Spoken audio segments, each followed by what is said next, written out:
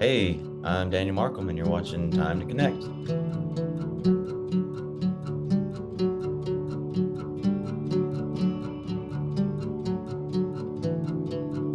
Hey, Daniel Markham, thanks for taking the time to connect, man. How you doing? Hey, I'm good. How are you? I'm doing great. Thank you very much. Thanks for your patience. I know we've been trying to do this for a while, and it's modern life, I guess. Our schedules kind of end up bouncing around like crazy. Seems like everyone's busy these days, but thank you for being patient. And I'm glad we finally got you on here. And happy birthday, by the way. Wasn't yesterday your birthday? Thanks. Yeah, it was Yeah. yesterday. Yeah. This won't air for a little while, but happy birthday. You finally made it to 30. Uh-huh. Just finally made it. Yeah. Do you talk about how old you are? I'm 43. 43. Yeah. Yeah. Yeah. That's a good age, man.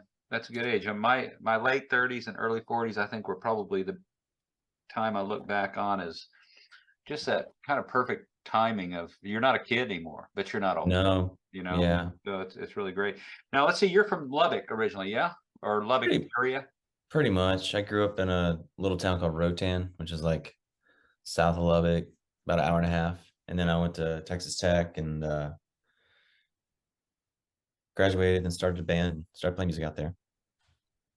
So did Stubbs mean anything to you there? Was that happening when you were young, when you were in Lubbock? Not really. That was by the time I got there, Stubbs is already pretty much gone. I mean, Hmm. there's still the memorial, and Hmm. Hmm. you can get the sauce at the grocery store if you want it. It's pretty Yeah, good. of course. And how about any of the, I'm what I know of Lubbock, other than just passing through, is of course the Flatlanders. Hmm. Those guys that mean anything to you, or is that I know it's well before your time, but Oh yeah, I mean, I love the Flatlanders. I think the more legend than a band record is like it's one of easily one of the best records ever made. In Lubbock by Lubbock musicians. yeah, right on, right on. And you're in Denton now, one of my favorite places in the world. I don't know that you know this, but I got to Denton in 1974 and I left. I moved to Austin in 95, so I was there 21 years. Uh, Oh, cool. and just I loved it, and it's changed a lot since I've been there, since I lived there. We were just up there recently for a wedding, but it still feels like Denton for sure. It's still got a lot of that soul that it used to have, and Dan's is still such a great place. Yeah, for sure. When did you move to Denton? I moved here in August of 2011 and then lived here about 9 years, I guess. Moved away and then came back this year in April. Oh, okay. If you don't mind me asking, where'd you move to in that interim? Uh, well, I lived in Rotan for a little while, lived Gotcha. in Lubbock for a little while. I lived Uh-huh. in Knoxville, Tennessee. Oh, no kidding. Okay. All right. And back in um, Denton. Yeah. yeah, so all over and then landed here in Denton. What do you like most about living in Denton? Uh, I can walk most places, Hmm. Hmm. there's like bike trails and Hmm. just things to do, nice food. It feels like a little town to me. Good music scene for sure. A lot of really great players there in Denton for sure.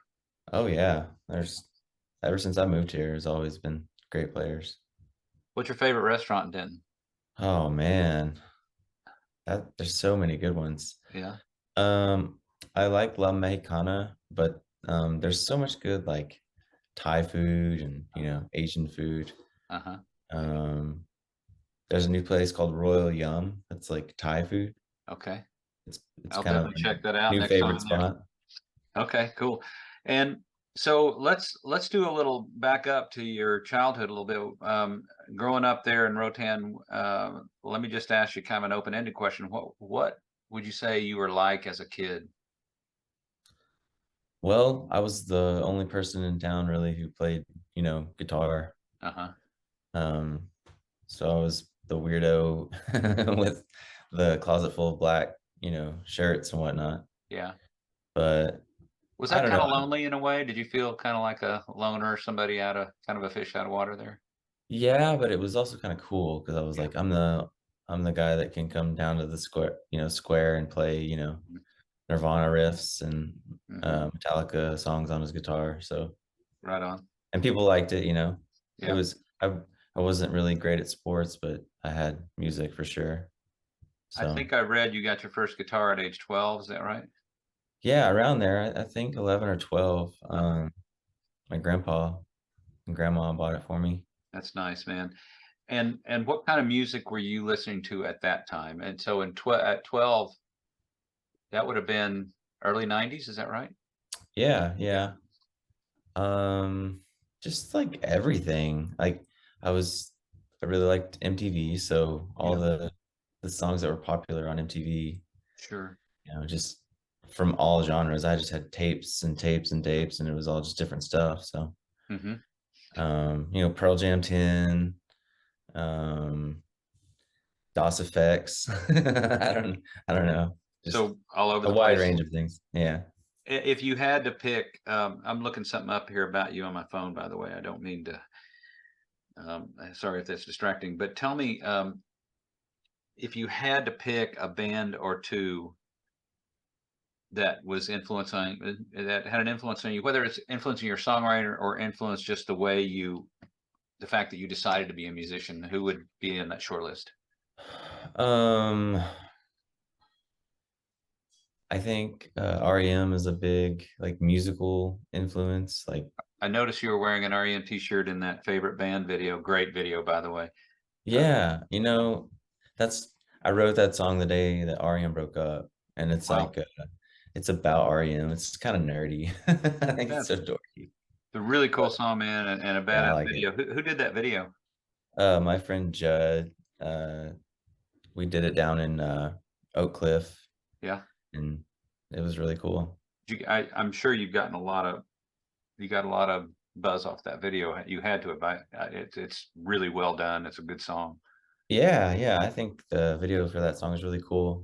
I'm Yeah, really proud of like that I was part of making that, you know what I mean? yeah. I think I interrupted you. REM. Who else comes to mind on that short list?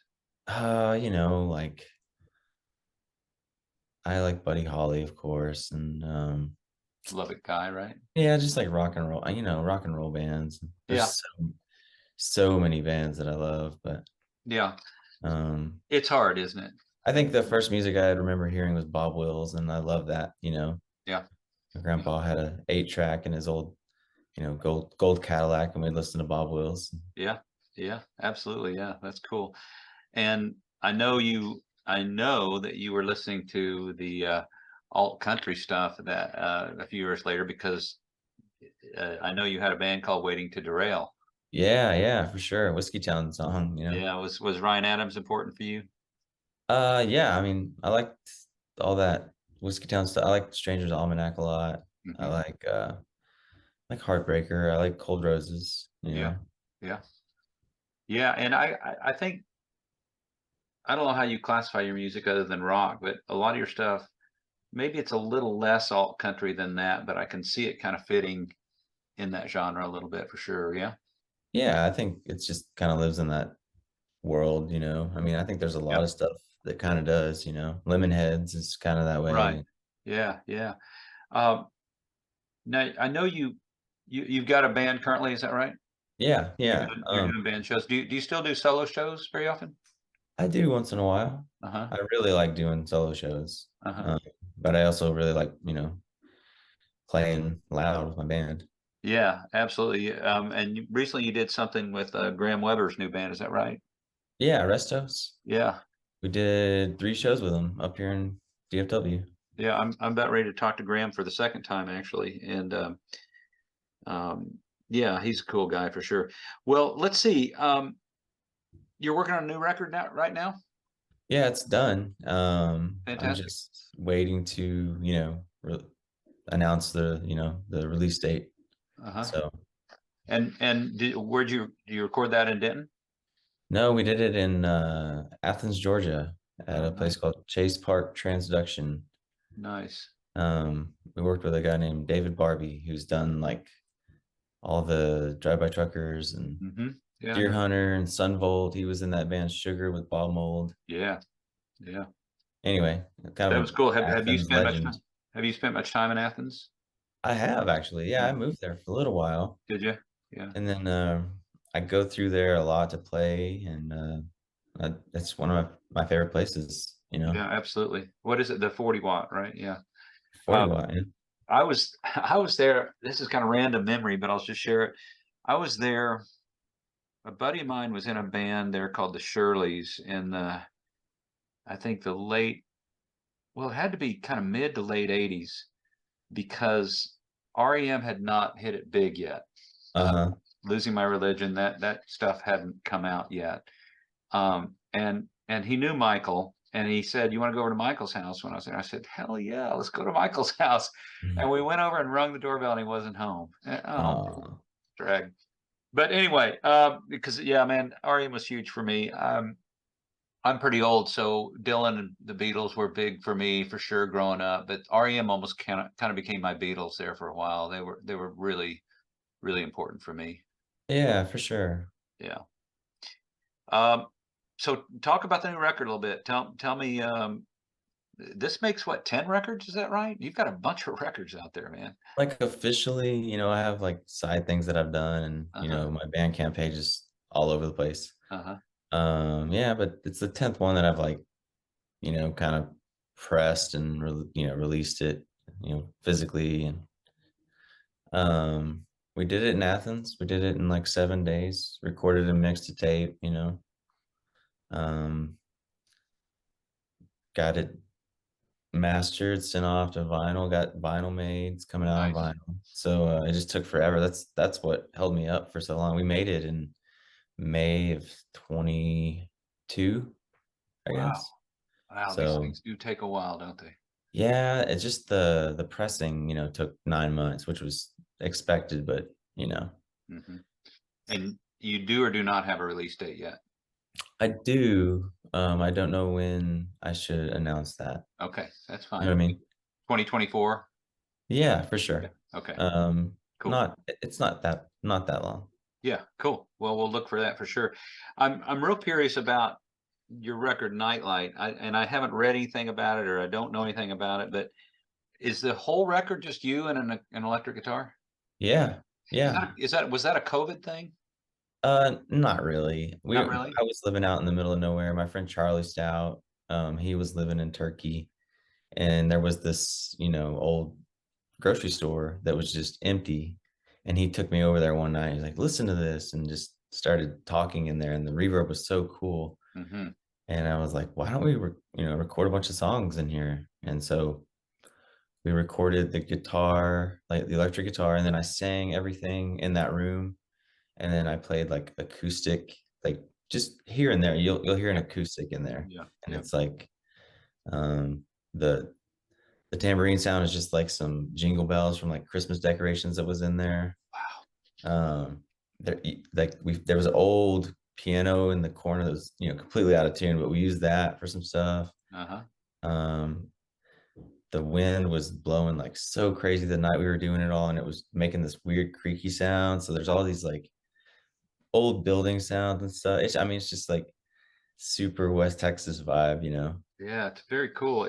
I've seen Will Johnson do a couple of shows, solo shows playing electric, which was, that I don't know, maybe there's more of a tradition than I thought, but it always seemed to me, usually when you go see a singer-songwriter by themselves, they're playing acoustic. Yeah. And it's kind of a cool difference, but a lot of that record, as I was listening to it, it felt like that. It felt like I'm sitting watching a guy doing a solo show with just electric guitar. It's pretty cool, man. Cool. Awesome. I always wonder what people think about that, but it's like all those songs are in E flat for some reason. Like I wrote them all a half step down. I wrote them all in like 2 days. I think I had all of those songs finished, and I was just like, let's just record these songs. And Yeah. it was really, really fun. Yeah. And speaking of, I mentioned COVID. How was COVID for you? Was it tough for you, or was it not that big of a deal, or something in between? Not really. I mean, I was, like I said, living in the middle of nowhere, Oh, so that's right. Yeah. it was just like kind of like a different planet, compared to Dallas Fort Worth or Yep. anywhere else. Yeah. So Well, man, let's see. You have shared stages with some pretty cool people. Some of my favorites, of course, Centro-matic, my favorite band of all time. Kurt Vile, Telegraph Canyon, Alejandro Mentioned Graham's new band. I'm sure I'm missing some there, but let me just ask you, who have you not played a show with that you would love to get a call from, that someone calls you tonight and says, "Hey man, can you open up for us?" Who's someone that you'd really like to share a stage with? I mean, Smashing Pumpkins. Can I say that? Drive By Truckers. I think bands like Drive By Truckers and like, Jason Isbell, Yeah, Turnpike Troubadours, just like bands that are country rockers, yeah, you know. yeah. I think Right, I think right. it would be fun to play with all of those bands. Hmm. And Yeah. You have any good, any funny road stories or good road stories you can share with us? I know you spend a lot of time playing music on the road, and I'm sure you have some stories.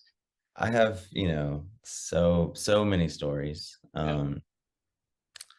I don't know what I can tell and what I can't tell.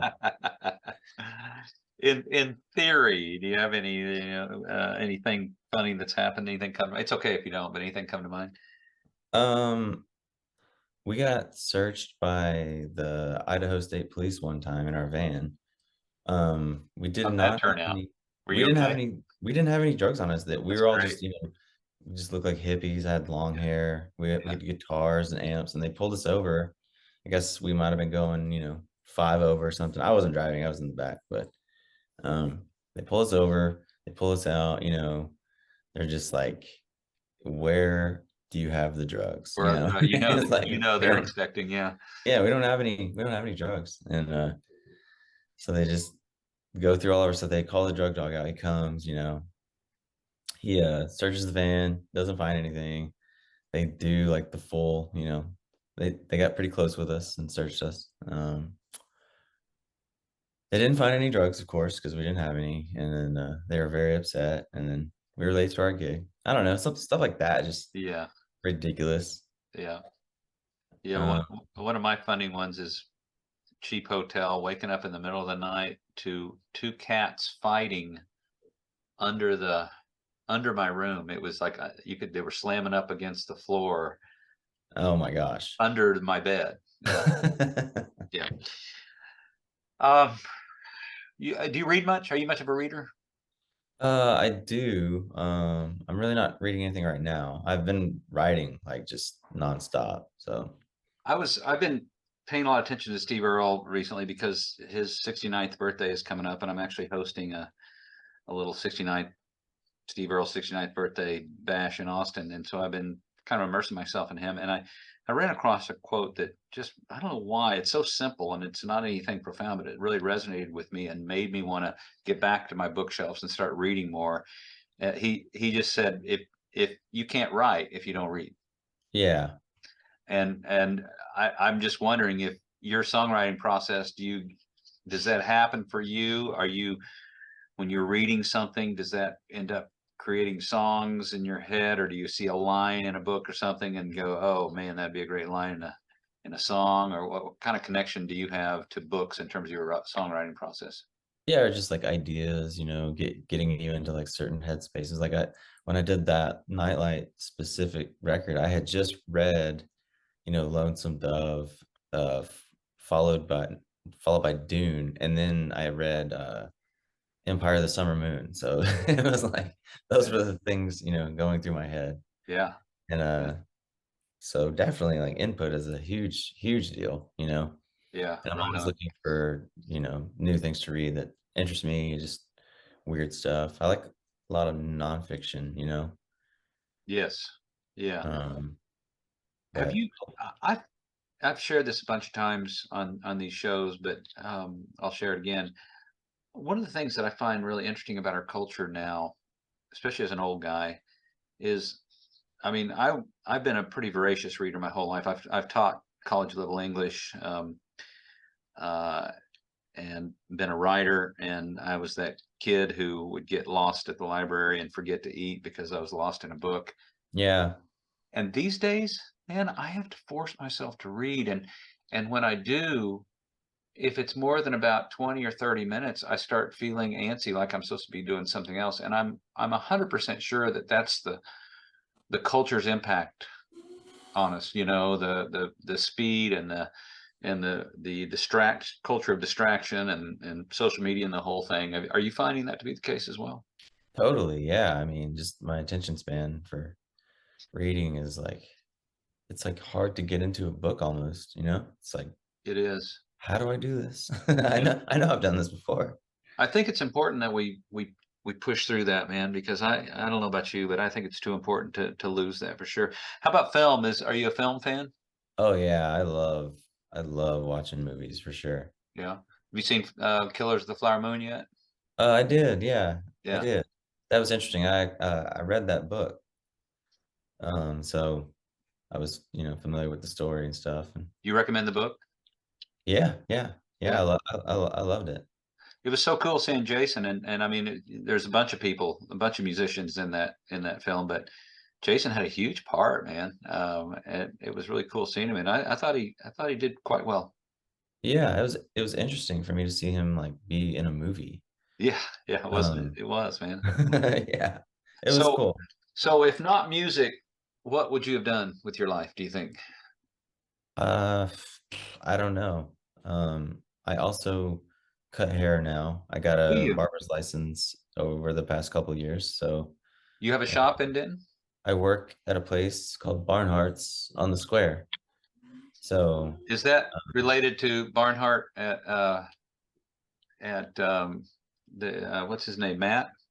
I don't think so. Okay, Um, okay. oddly enough, And I also had a professor at North Texas, philosophy professor named Joe Barnhart. I wonder if that could be his kids or something that started that place. I'm gonna have to ask. These are Yeah, good questions that yeah. I'm gonna have to. Speaking of that, I was gonna actually ask you. It's a shallow question. Forgive me for the shallowness of this question, but I've noticed most of if I look through your career and follow videos and whatnot for a lot of your career, you had pretty long hair, and just what 2 years ago, something like that, you cut it all off. Yeah, but So that's about right. Yeah, what I what was just the impetus for that? I think I was running a lot, and it was just in my face, and I was like, ah, I'm tired of having all this hair. You know, I Hmm. wanted to have like a sleek new look. Yeah, you So definitely. Yeah, you changed the look. It looks great, man. It looks like you're growing it out again, though. I am. Yeah, I need Yeah, to yeah. do something new. You know. So, if you, it's a question that a lot of people don't really like because it's too hard. But if you could only listen to one record, let's just say for it's the deserted island question, but let's just say for the next 2 weeks, you can only listen to one record. What would it be? Well, probably the one record that I've been listening to for the past 2 weeks. Which is Um, it's this. It's I just got a T-shirt in the mail from them today. I ordered myself a birthday present. Um, they're called Vanishing Kids. okay. The album is Miracle of Death. So very cheery title, but it's Okay. actually really like kind of beautiful. It's like really heavy, kind of um I don't know what to call it. It's like kind of like sludgy riffs, but with like really pretty, you know, vocals and Okay. um that or like Julie Cruz, Floating into the Night. Okay. Either of those records would Yeah. be perfect. Right on. And favorite venue, and I started to say other than Dan's, but that was presumptuous of me because I just assumed that Dan's has got to be one of your favorite venues, right? Oh yeah, for Yeah, sure. yeah. Absolutely. Other Yeah. than that, what's a maybe favorite venue you've played? Like in Denton or just Anywhere, anywhere? anywhere, yeah. Well, I love the Blue Light in Lubbock, of course. Okay, Um, there's a cool brewery that I play in Tuscaloosa, Alabama, and it's called Druid City. And that's always great. Like I yeah, love going back there. okay. Most memorable show you've attended? Oh man. Hmm. Probably The Cure, 2016 in Dallas. They just it was so great. Like I'd never seen them play and I'd always wanted to hear them. Mm-hmm. And it was just song after song, and they played so good, and they did like 4 encores, and the encores were 3 or 4 songs apiece. It was crazy. Yeah, The encore section was longer than the set, I think. So, You always wonder, about those. Is it going to hold up now that they're a lot older and everything? Is it still going to work? But it sounds like it really, really did. Oh yeah, I mean, they're incredible. I was just screaming with my I felt like a Beatles fan, you know? That's great. How about Bob Dylan? Has he meant anything to you? I'm not like a big Bob Dylan guy, honestly. I like his newer stuff, to be honest with you, like Interesting. kind of weird records that he makes. And I Uh-huh. like listening to him, like his radio show and Uh-huh. like Yeah. his I like a lot about him. I mean, I can't say he hasn't meant nothing to me, but Right. I just I don't jam those older records like, you know, all of my other friends do. But Yeah. Yeah. All your friends pretty much oh are, yeah, pretty much yeah. Yeah. everybody in my band. I mean, it's a thing, but it's like I like it. It's just Yeah. it's not my go-to, and I don't know why. Who is a songwriter in particular, not necessarily a performer, a songwriter who you really admire that you would be kind of nervous to be around if you met this person? Um, Michael Stipe for sure, but like probably Neil Young, maybe Okay. maybe. All right. So if Michael and Neil showed up at your door tonight, knocked on your Uh, door and said, "Hey, we hear you're a songwriter. Play us one of your songs." What song would you play from? um, I came here to rock and roll. Yeah.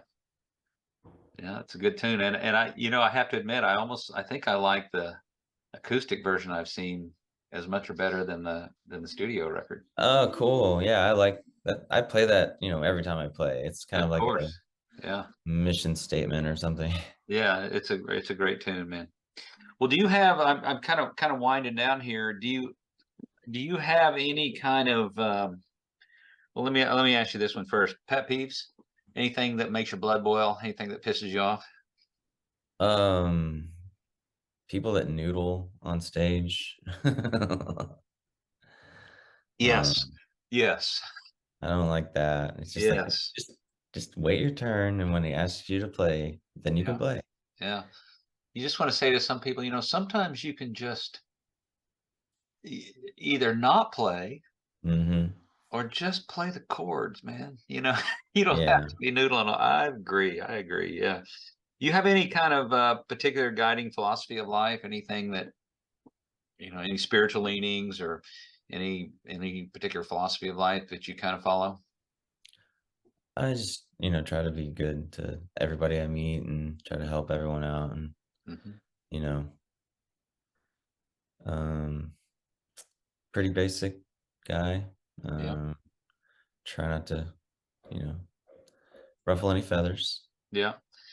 Um, just a couple more questions and I'm going to let you go, man. Let's say that I don't know if you have any nephews or nieces, but let's say you have a 12-year-old nephew who says, Uncle Daniel, I want to be a songwriter.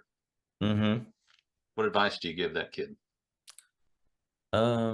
Just to like be yourself and, try not to be someone it's hard because you look up to people and you try to emulate styles and then you kind of get your own voice. So I don't know. I think I would just be like, find your own voice and, Mhm.